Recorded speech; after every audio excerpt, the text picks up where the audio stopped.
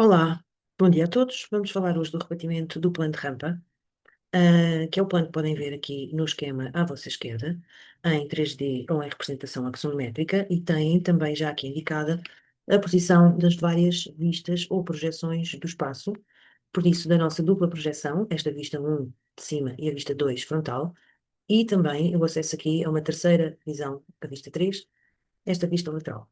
Por isso, vou começar por representar este plano em dupla projeção. Vamos colocar os nossos eixos um bocadinho mais acima, os eixos que definem a representação daquele espaço visto das várias projeções e os traços do plano de rampa, portanto, o traço frontal aqui assinalado a verde, visto pela posição número 2, vai corresponder a uma linha, como vemos nesta imagem, paralela ao eixo X, de toda a uma determinada cota. Por isso, o traço frontal vai aparecer por aqui. O traço horizontal, que na nossa imagem da esquerda está representado a azul, é também uma linha paralela ao eixo X, vista agora pela posição 1, que tem um afastamento constante.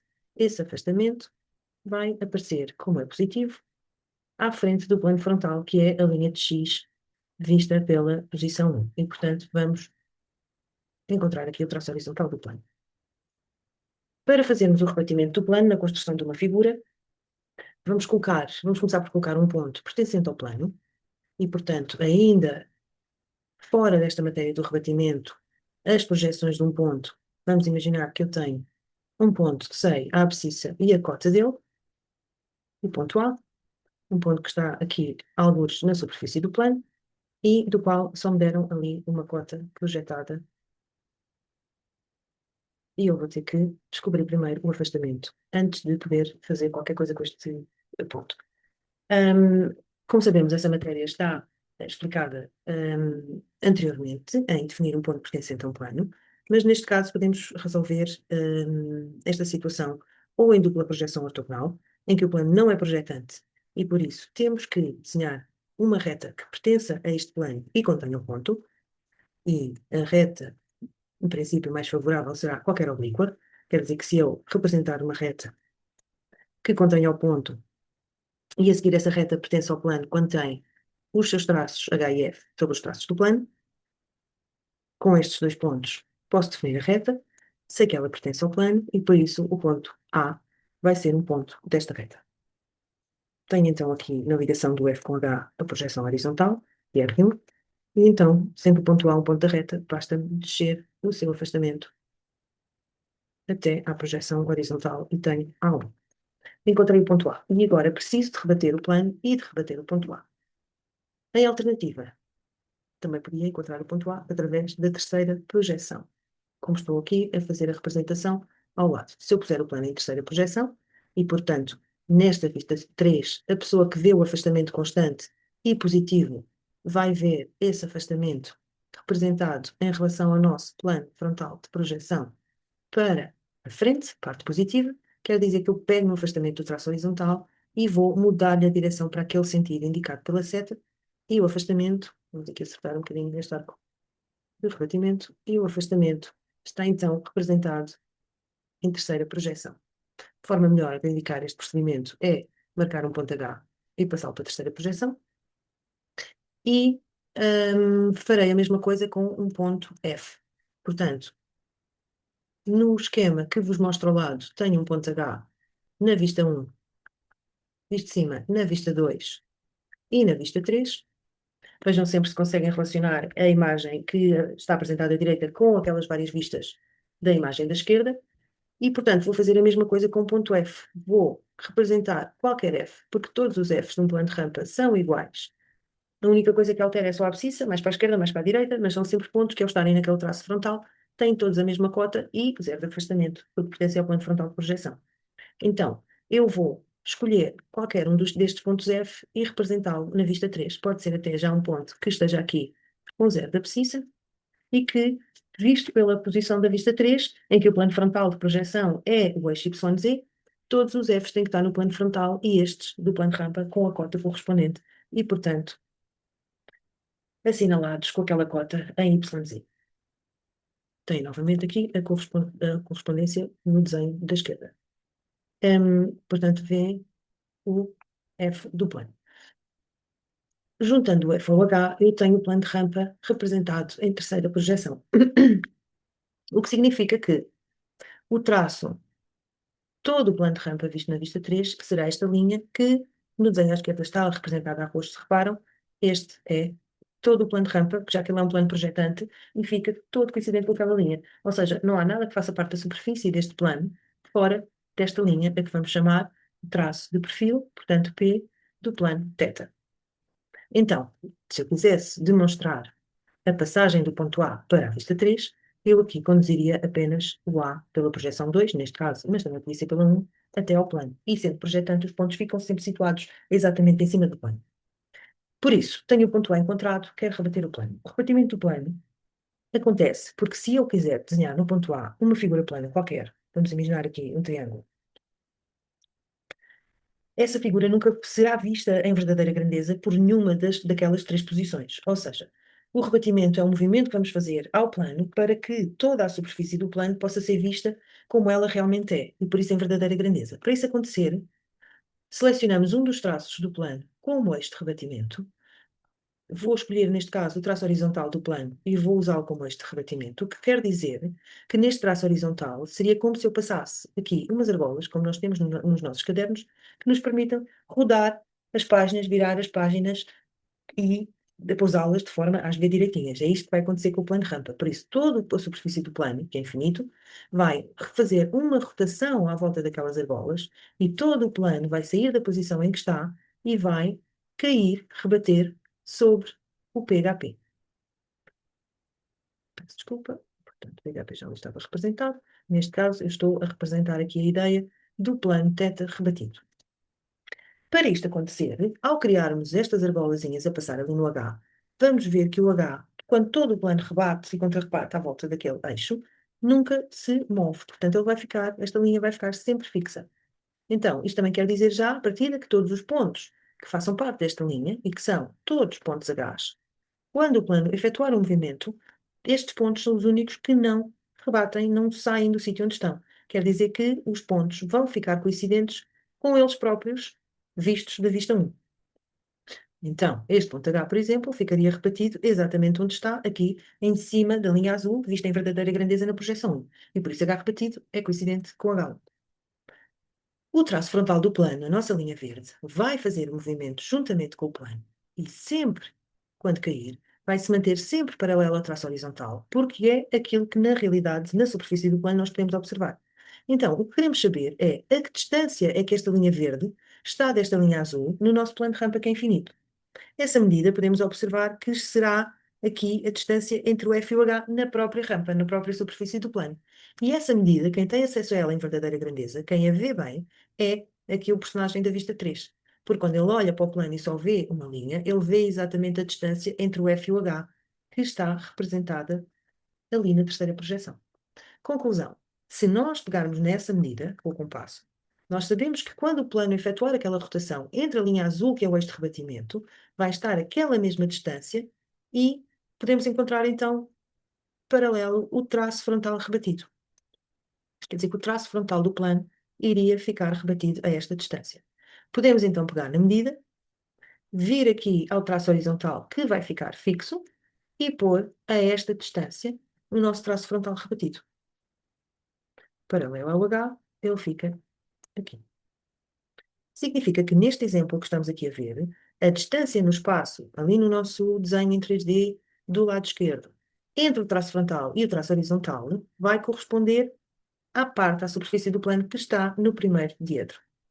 Este é o traço frontal rebatido e, portanto, a nossa figura, que tem que estar sempre positiva na primeira, enfim, no espaço tem que estar sempre no primeiro diedro e, por isso, vai ter que estar entre estas duas linhas. Quer dizer que aqui no rebatimento vai ter que estar entre estas duas linhas. Vamos, por isso, considerar que o ponto A é um ponto que vamos usar para a construção da figura. Podemos criar aqui um enunciado rápido em que queremos procurar um triângulo ABC e o A já está dado. E sobre a figura podem-nos dizer, por exemplo, que o lado AB faz 30 graus com o traço horizontal, o traço frontal deste plano e mede 4. por exemplo, um triângulo equilátero. Então, para eu começar a desenhar a figura, vou ter que rebater agora o ponto A. E o ponto A, como todos os pontos, quando acompanham o movimento, aquela rotação que o plano de rampa efetua sobre aquilo que definimos ser as nossas argolas, o H do plano, então significa que na superfície do plano há uma distância entre o A e o traço horizontal, que será a medida que vai efetuar uma rotação e que me vai apresentar o A rebatido no plano a essa mesma distância a que ele estava quando o plano estava na posição inicial. Portanto, esta medida é igual a esta. E nós queremos passar este A para o rebatimento. Agora reparem, a distância entre qualquer ponto e o traço horizontal também aparece na terceira projeção. Independentemente da abscissa que o ponto tenha, portanto, se o ponto está mais para a direita ou mais para a esquerda, até porque esta pessoa da terceira projeção não consegue distinguir as abscissas, mas consegue ver a distância entre cada ponto e um dos traços do plano. Ou seja, esta medida que eu tenho aqui no desenho, assinalada a amarelo, entre o ponto A e o H do plano, está em terceira projeção aqui, entre o A3 e o H3, onde estão todos os Hs, onde está todo o traço horizontal. Então, se eu pegar nesta medida e sei que os pontos rebatem e contra-rebatem sempre alinhadinhos na sua abscissa, ou seja, esta rotação que demonstro aqui na vista em 3D, aquela rotação toda do ponto A, vista de cima, acontece na sua própria abscissa. Quer dizer que basicamente o A irá se mover neste sentido.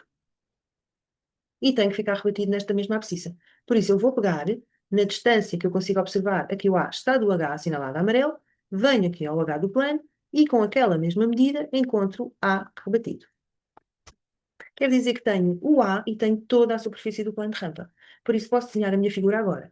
Vou passar os 30 graus que A e B fazem com, era o que não se percebe bem, o F do plano, desculpem o F do plano que está já rebatido, mas mal assinalado, aqui a verde em baixo, e vou agora com o aristo marcar o meu ângulo em verdadeira grandeza, desenhar a figura. Quer dizer que será qualquer coisa como isto, vamos considerar que temos aqui os 30 graus, em relação ao H do plano. Atenção que, por acaso, nesta situação, os 30 graus também poderiam ser para este lado, e tinha que haver uma indicação no exercício que me permitisse perceber qual destas opções era a correta. Portanto, eu vou, neste momento, introduzir uma condição que será, por exemplo, A é o vértice de maior abscissa. Portanto, todo o triângulo vai ter que ser representado para o lado direito do A, o que vai invalidar esta opção. Então, com os 30 graus e a medida dos 4 centímetros, eu iria desenhar o lado AB. Vamos imaginar que B está, por exemplo, aqui. E agora desenhava todo o triângulo em verdadeira grandeza. Não é bem um triângulo equilátero, mas vamos pensar que sim. E tenho o triângulo rebatido, desenhado com as medidas, com os ângulos corretos e preciso de contra-rebater este triângulo. Ou seja, vamos fazer exatamente o mesmo processo, mas no sentido inverso. Vou tentar demonstrar-vos também aqui no desenho ao lado, tirando daqui algumas linhas que já observamos para tentar simplificar aqui um bocadinho esta imagem. E vamos imaginar que temos o ponto C, por exemplo, este ponto que aqui está rebatido, estaria mais ou menos por aqui, C rebatido. E o que eu preciso é de levar o C com o plano de volta para a posição inicial. Portanto, o que eu vou querer saber é a distância a que o C está do H do plano, porque sei que quando o C fizer o caminho para trás e ficar marcado no plano, aquela mesma distância vai ter que estar entre o C e o H do plano.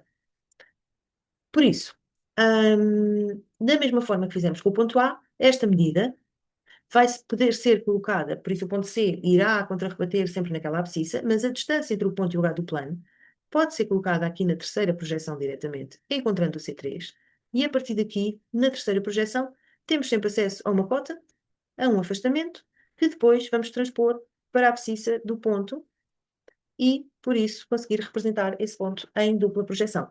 Então, aquela distância entre o ponto C e o H do plano, que está aqui representada no rebatimento a azul, eu vou colocá-la, assinalá-la agora aqui em dupla projeção, será esta medidazinha que vos mostro.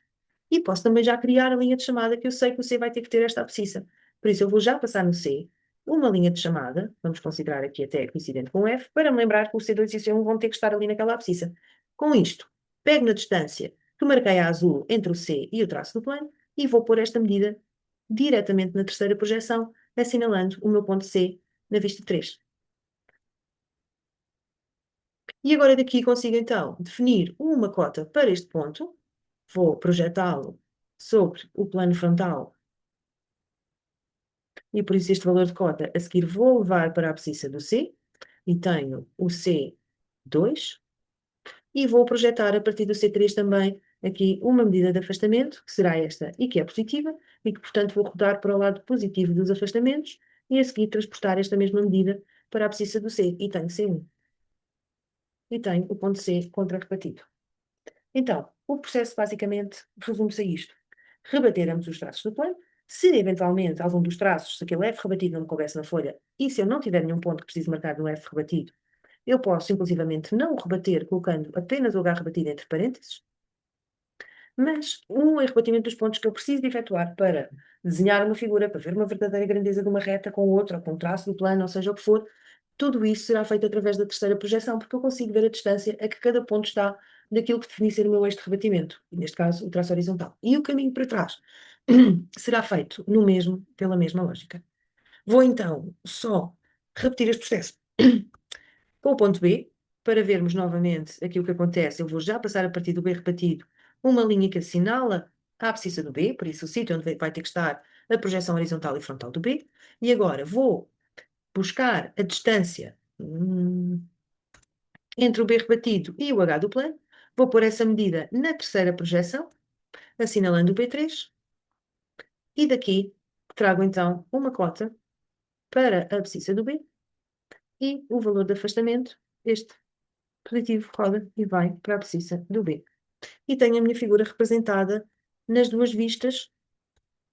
Portanto, o triângulo que está ali embaixo será este na vista 1 e na vista 2, já com a distorção correspondente àquela figura.